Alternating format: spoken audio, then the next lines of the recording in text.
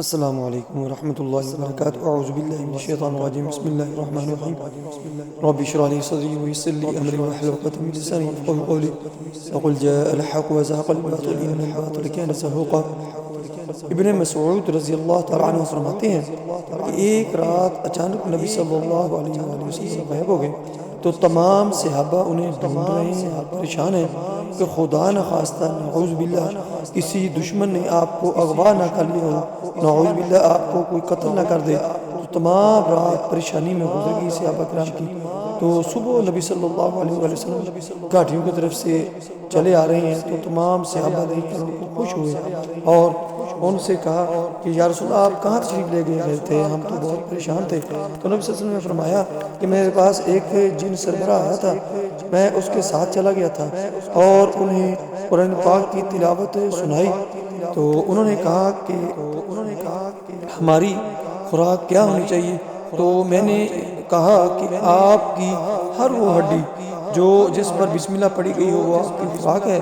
اور جو گوبر ہے وہ آپ کے جانوروں کی خوراک ہے۔ اس لیے نبی صلی اللہ علیہ وسلم نے کہا کہ ہڈی اور گوبر سے استنجا نہیں کرنا چاہیے، یہ جنات کی خوراک ہے، اس لیے ان کے ساتھ استنجا کرنے سے منع فرمایا گیا ہے۔ حضرت اماں عائشہ صدیقہ رضی اللہ تعالیٰ عنہ فرماتی ہیں کہ نبی صلی اللہ علیہ وآلہ وسلم نے ایک دفعہ فرمایا کہ فرشتے جو ہیں وہ نور سے پیدا ہوئے ہیں، پیدا کیے گئے ہیں، اور جنات جو ہیں، شیاطین جو ہیں، وہ آگ سے پیدا کیے گئے ہیں، اور آگ بھی وہ جو چنگارہ بنتی ہے اور ہوا کے اندر ختم ہو جاتی ہے، اس سے یہ جنات پیدا کیے گئے ہیں۔ اور حضرت آدم علیہ السلام کو مٹی سے پیدا کیا گیا ہے اور انہی چیزوں سے ان کی نسبت رکھی گئی ہے، یعنی جنات اور شیاطین جو ہیں وہ انسانی جسم کے اندر خون کے اندر حلول ہو جاتے ہیں اور خون کے ساتھ گردش کرتے ہیں۔ یہ جنات اکثر لوگ کہتے ہیں کہ ہمارے پاس جنات ہیں، ہم ان سے کام لیتے ہیں۔ تو دوستو، نبی صلی اللہ علیہ وسلم نے کبھی بھی جنات کو اپنی قید میں رکھنے یا اپنے پاس رکھنے کی اجازت نہیں دی، نہ انہوں نے کبھی یہ کام کیا، نہ کسی صحابہ نے رضی اللہ تعالیٰ عنہ نے کیا۔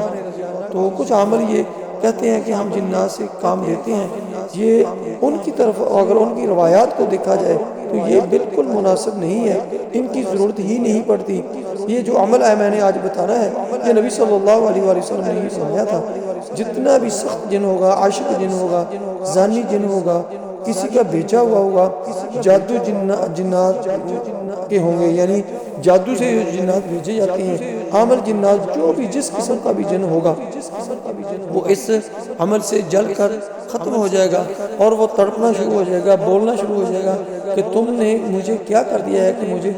آگ لگ رہی ہے، میں جل رہا ہوں۔ تو ایسا سخت عمل اور آسان عمل آپ کو کر لینا چاہیے تاکہ ان کو اپنے قابو میں رکھا جائے اور ان سے محفوظ رہا جائے۔ آپ کو کسی بھی عمل کے پاس جانے کی ضرورت نہیں ہے، آپ نے فجر کے بعد اور مغرب کے بعد یہ عمل کرنا ہے۔ اگر آپ خود نہیں کر سکتے تو یہ میرا عمل آپ نے لگا کر سننا شروع کر دینا ہے اس کو توجہ کے ساتھ، انشاءاللہ وہی عمل آپ کے لیے فائدہ مند ہوگا اور یہ آپ کو پورا اثر انداز ہوگا جیسے آپ خود عمل کر رہے ہیں۔ اللہم اجرنی من النار، یہ آپ نے پڑھنا ہے 100 مرتبہ، آپ نے صبح پڑھنا ہے اور 100 مرتبہ آپ نے شام کے وقت پڑھنا ہے۔ فجر اور مغرب کے درمیان کا ٹائم آپ نے رکھنا ہے، یعنی صبح کے ٹائم جب آپ نے پڑھنا ہے تو فجر کے بعد، شام کے وقت جب آپ نے پڑھنا ہے تو مغرب کے بعد آپ نے پڑھنا ہے۔ یہ آپ نے تواتر کے ساتھ کرتے رہنا ہے، 41 دن تک کریں، انشاءاللہ 5 سے 7 دن کے اندر یہ آپ کا معاملہ حل ہونا شروع ہو جائے گا۔ لیکن 41 دن کے بعد آپ اتنے مضبوط ہو جائیں گے کہ آپ انشاءاللہ خود حیران ہوں گے، اور جو جنات ہوں گے وہ بول اٹھیں گے، تڑپ اٹھیں گے کہ ہمیں آگ میں آپ نے جلانا شروع کر دیا ہے۔ اللہم صلی علی محمد وعلی آل محمد کما صلیت علی ابراہیم وعلی آل ابراہیم انک حمید مجید۔ اللہم بارک علی محمد وعلی آل محمد کما بارکت علی ابراہیم وعلی آل ابراہیم انک حمید مجید۔ اللہم صلی علی محمد وعلی آل محمد کما صلیت علی ابراہیم وعلی آل ابراہیم انک حمید مجید۔ اللہم بارک علی محمد وعلی آل محمد کما بارکت علی ابراہیم وعلی آل ابراہیم انک حمید مجید۔ اللہم صلی علی محمد وعلی آل محمد کما صلیت علی ابراہیم وعلی آل ابراہیم انک حمید مجید۔ اللہم بارک علی محمد وعلی آل محمد کما بارکت علی ابراہیم وعلی آل ابراہیم انک حمید مجید۔